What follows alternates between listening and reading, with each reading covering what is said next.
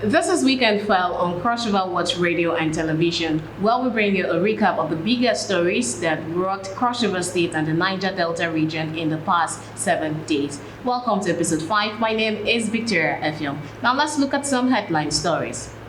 This is the breaking news story from the CrossRiverWatch platform. Explosion rocks Ebrutu Barracks in Calabar.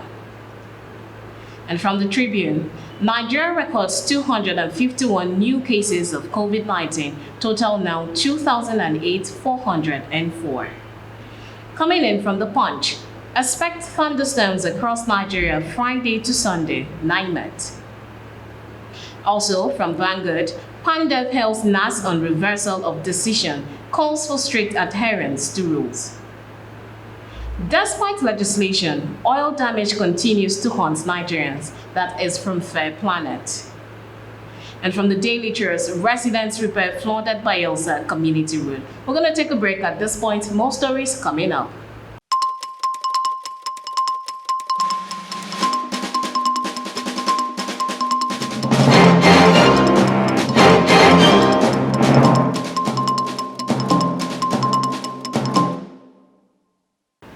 Welcome back to Weekend File. Thank you for watching. Joining me live on site and seated in the studio already is our guest analyst for this week. He is the editor-in-chief of Paradise News and his name is Frankie Ifop. Welcome to our studio. Thank you for having me here today. Okay, so I've read quite a number of headlines and I would love to get your reactions. What do you think about an explosion at Ebrutu Barracks?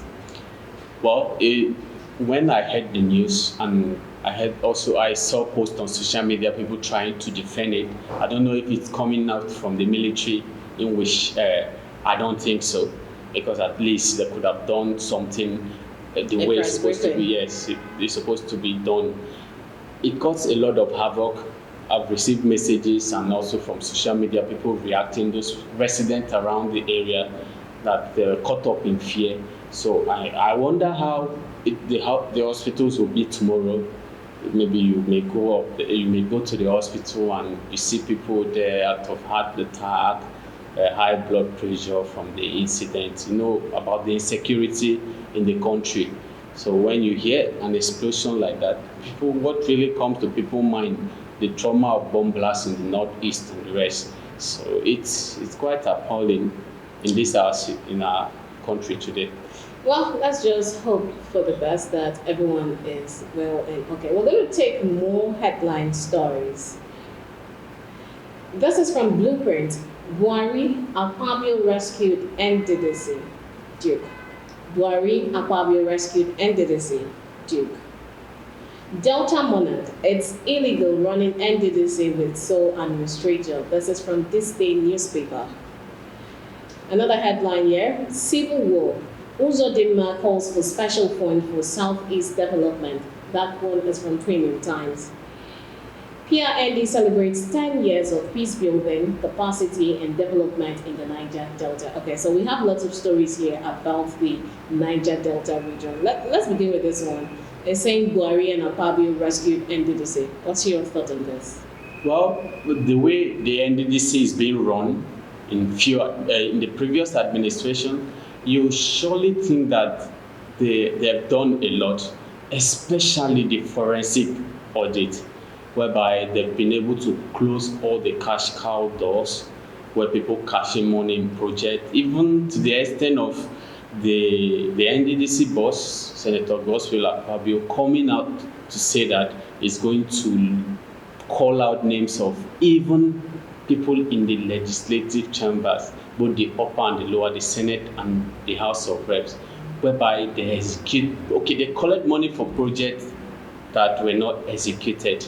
And we keep hearing the communities in the Niger Delta region being impoverished. They don't have roads, they don't have water, but the commission is making money. It's actually making money because that's what it's set for, to cater for the people in the region. But since they are not getting anything from it and the money is being entered into a particular person or a few persons' pocket, the forensic audit that the Buhari administration and when Akpabio took over came up with it actually helped. It has rescued a lot. So we are expecting to see more change. We are expecting that in the next few years, or even if the government runs out, the audit will be there, will continue. The next few years, the Niger Delta region will begin to smile. The people around will begin to see changes in their communities. Still on the Niger Delta, despite legislation, all damages continues to haunt Nigerians. There are several regulations companies are not adhering to when it comes to gas flaring and oil spillage. That has been the problem in time, and I feel like yes, the legislation has been there, but it's not strong enough. And most of these companies, they come, they do anything, maybe because they are not being punished. One thing is the law, another thing is the punishment of the law, and also the implementation of the law. So they don't implement this law because the people in the Niger Delta region are suffering.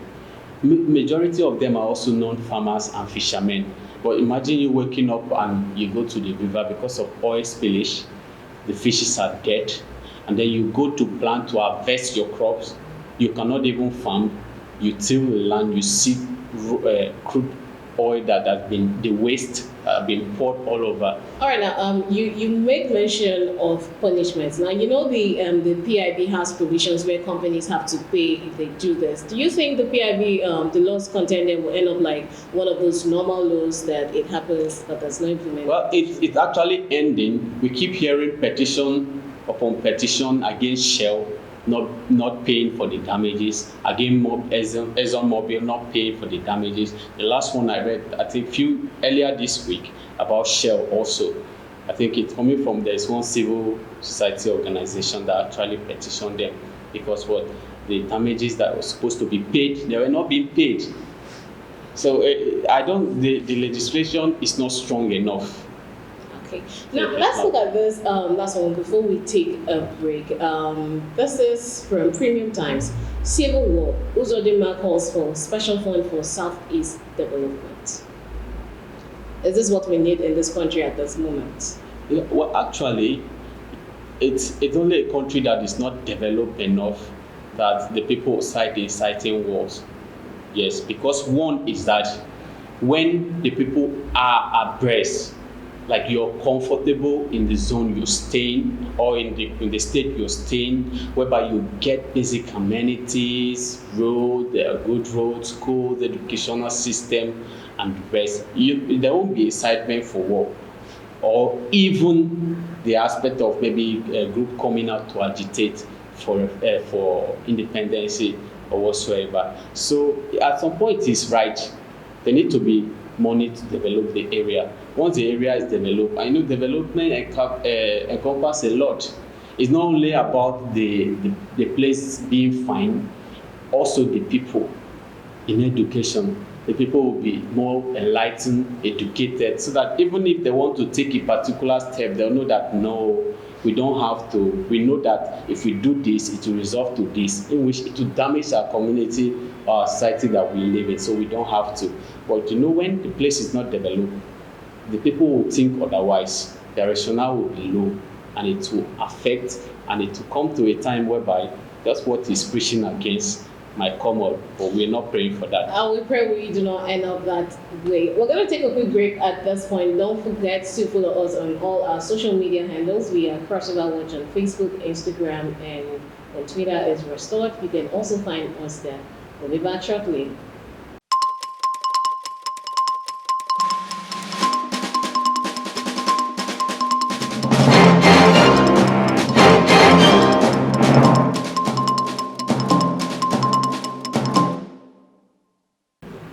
Thank you for staying tuned, and I still have Editor-in-Chief of the Paradise News, Frankie Ifop, in the studio with us. We're going to go ahead and talk about other stories. Now, if one headline appears twice, it means it is actually a very serious issue. This is from Legit. 2023, Niger Delta Forum tells Northern politicians to wait till 2031. Coming in from Sahara Reporters, wait till 2031 for next presidency. Niger Delta Forum tells Northern region. As a Southerner. Well, I'm not speaking as a Southerner, I'm speaking as a Nigerian. As a Nigerian, Yes, rather. I know. I get that a lot. Where are you coming from? When you say Nigerian, they ask, well, I'm a Nigerian. Yes, when it comes to power revolving around or No, power firstly, resolution. is zoning legitimate? Is it constitutional zoning? Well, no, it's not. It's party-wise. I think the zoning is always from the party. That's why you hear that you see PDP are zoning this to that, APC are zoning the other way around. It's not constitutional. Okay. Yes, it's not. To my knowledge, it's not. Unless maybe I've not read that part of the constitution. To my knowledge, it's not. So the aspect of one group or one region telling this group, I know it has always been that we wait for this. This group said, why not wait? For 16 years now, we've not had power. This one said, the next time it's our own turn. I think we shouldn't be talking about this. We should be talking about who is going to make Nigeria better, irrespective of where the person is coming from. But I know the reason why this group came up with. Why? Because one is that if you see the trend, we discovered that if a particular region rules, the governance is not being circulated.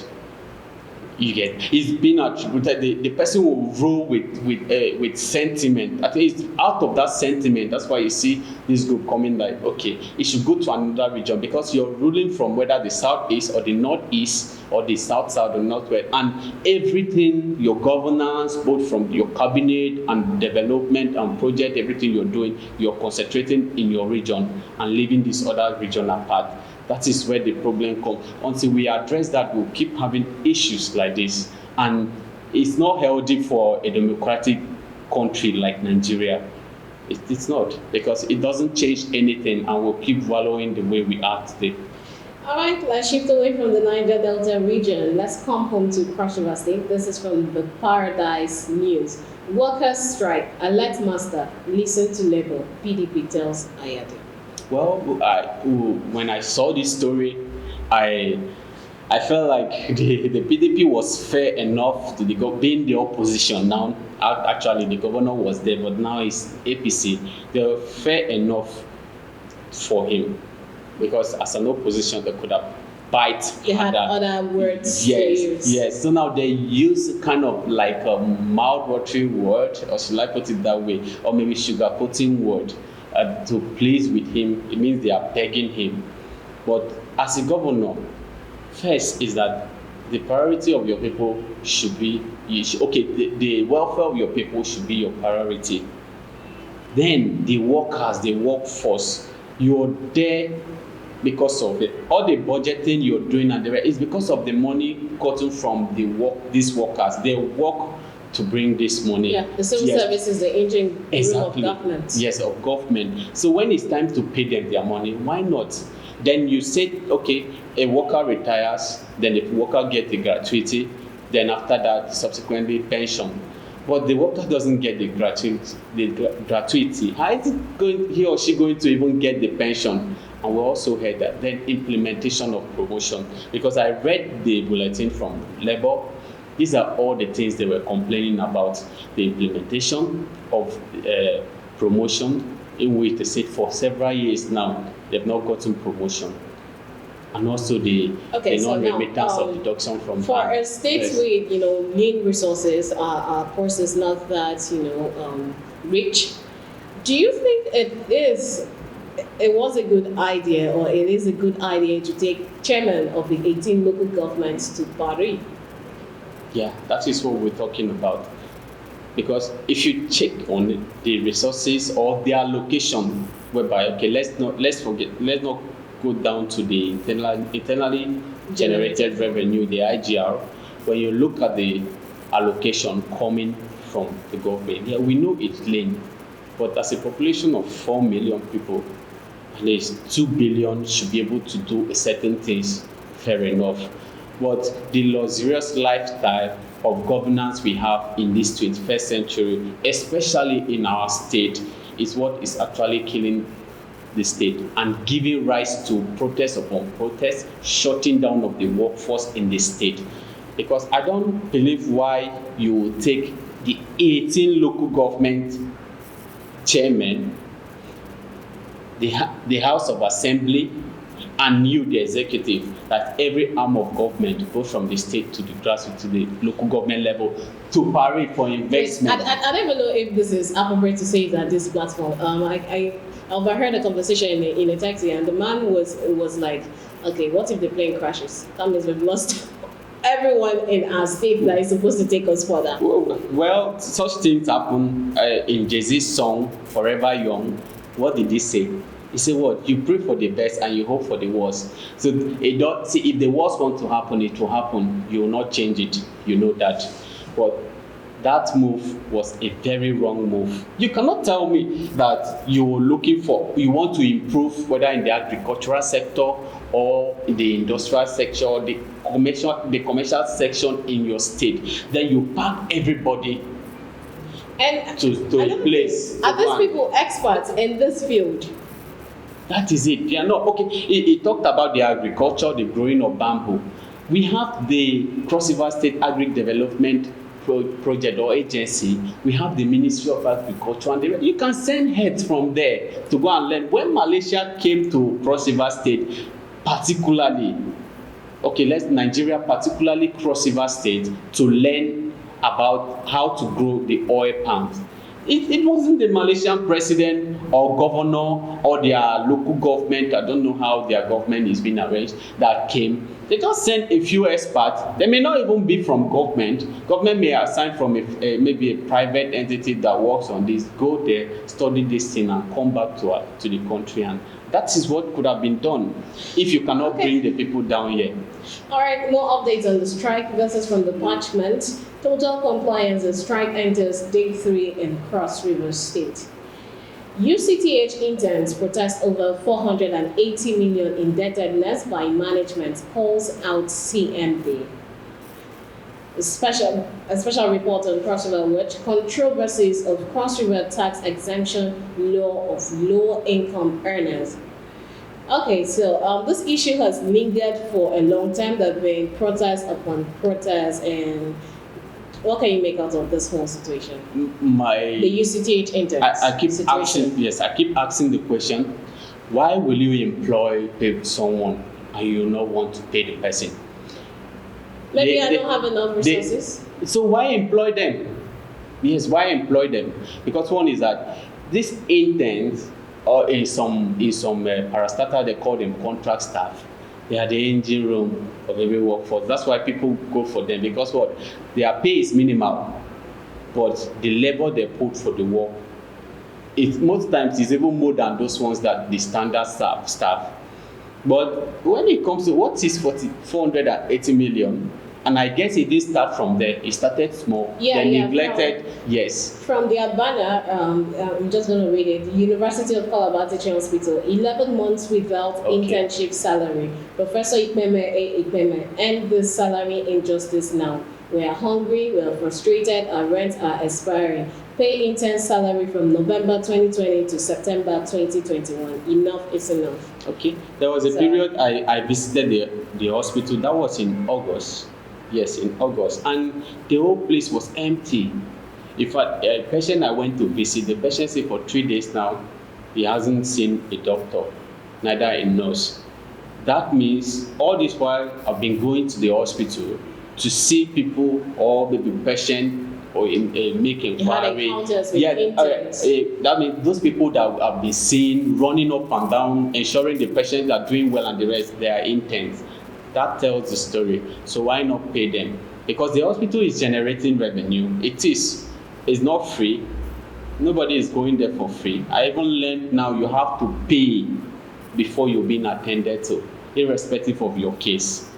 So why not pay them? Okay, the last story here, controversies of Cross River tax exemption law of low income earners. This is a special report on CrossRiverWatch. The governor, when he came into office, in fact, early 2000, after the re-election, he made a statement that low income earners will be exempted from paying tax. That's what he said, and he gave he gave a description of who the low income earners are. those ones that sell petty things in market, barber shop, Yeah, of course. yes, and the rest. But even the taxi, although the taxi, I know they give them a particular time, but they were still paying. I was in a taxi when the woman was complaining that if he runs to Calabar South, they don't get levy. They are not collecting levy.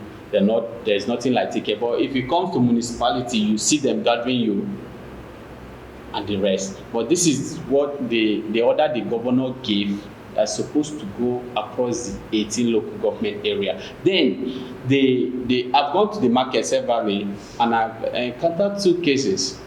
The other guy, I don't know one other guy that drove, whether it's a military that chased him. He actually injured one woman. Yes, I think he raped the woman's lips. The woman was just selling water leaf and struggling to collect whether 100 naira or so levy or tax or whatsoever they call it from the woman. And this is when, after the governor had given the order, in fact, shortly, it wasn't even up to a month. And then the other ones, the woman was selling periwinkles. How much does water leaf cost? And I'm sure even me looking at the woman's table, she's not even carrying a table, just a basin. The water leaf won't be anything more than 1,000 naira. Or even 500 naira. So if she gives you 100, 200, another person comes. So that means she just went farm, brought her water leaf to the market and made the money for you. So this means we have a problem with implementation. Yes, there is. If you go to the market, sometimes they will come in a kangaroo style, drive their motor to the agency, and you see they pick out some persons. Before you know, you go back to the market in the less than 24 hours, you see the same people fighting those people, women and the rest that sell. And there are some that they don't even have a place, they hawk on their head. They just pass and they will drag you, even if you're selling sachet water. Well, I know there are certain numbers you can call to, report if these people approach you. And if you go to our website, CrossRiverWatch, you're going to get the numbers you can call if someone, comes to harass you to pay tax, especially you're a low-income earner. We're going to take another break at this point to give our guest analyst time to, breathe in and out. He has been on fire from the beginning of the program up until now. When we come back shortly.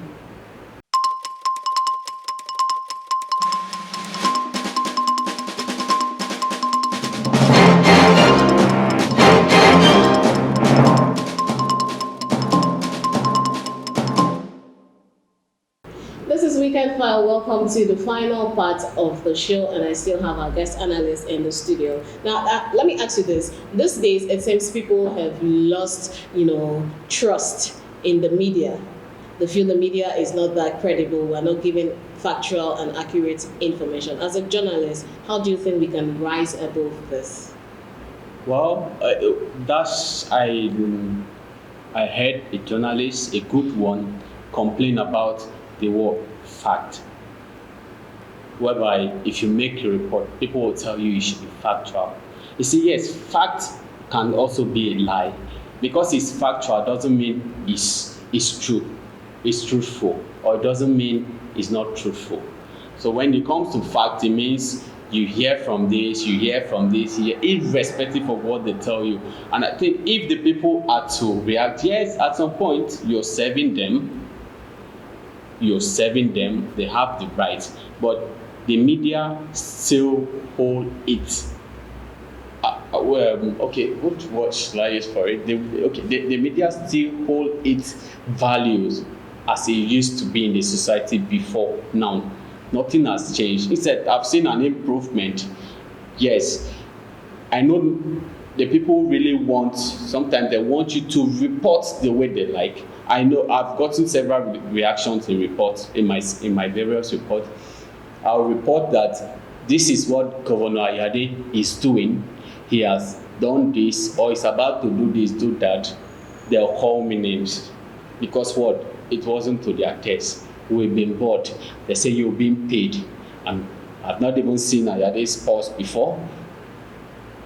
Then, another one is when you report a leakage in the government, or what the government is not doing right, or you report a loophole whereby certain things are not being done, the community, the people are not enjoying governance, even people from the government will come and they'll call you, they'll tell you your report is not factual, your report is not. Yeah, that's what I'm trying to say. The report we're having today are being factual as they could be. The only thing is that people now read meaning to report. That's why we're having this complaint. They want it to suit them. The reader wants a particular report you do to suit. Then the government also wants a particular report to suit, because we are an intermediary, a bridge between the government and the people. You report what the people want and what the government is doing. So most times, yes, you go to the people and the people will tell you that the government is not doing this, is not doing that. You go to the government and ask them, this is what the people say you're not doing. And the government say, no, we are doing this, doing that. And when you put that together, that becomes a fact, right? Because you heard from both sides. But when you put it, and what do you expect? The people will now say, but this thing is not here now. This thing is not here. This road, the road has not been done. Yeah, they did not even bring any truck here, especially like the Calabar to road. We've been passing here and nothing. But the government said this, then the people will now say, oh, okay, these people have been bought. I think that's where the mistrust or the distrust come from. And they feel like they're not fact. No, the media is still holding its value that there. Yes, to report it as it is. So the people, maybe they feel like, yes, you should only say their own part of the story and not say the other part of the story. And also even in government too, the government feel you should always say their part of the story. And I've gotten several statements from people. I'll call that statement because it doesn't change anything in me. That you people always, you don't like the government of the day. Your report are always what the government is not doing, what the government. At the end of the day, they seem to forget that you do not manufacture news. Exactly. Neither did you create the news. Mm-hmm. Well, at this point, I'd love to say that we will keep, discharging our duties as the food estate of the realm. Thank you, Editor-in-Chief, Paradise News, for coming on the program today, Frankie Ifop. It was amazing doing this with you. Thank you for having me. Very grateful.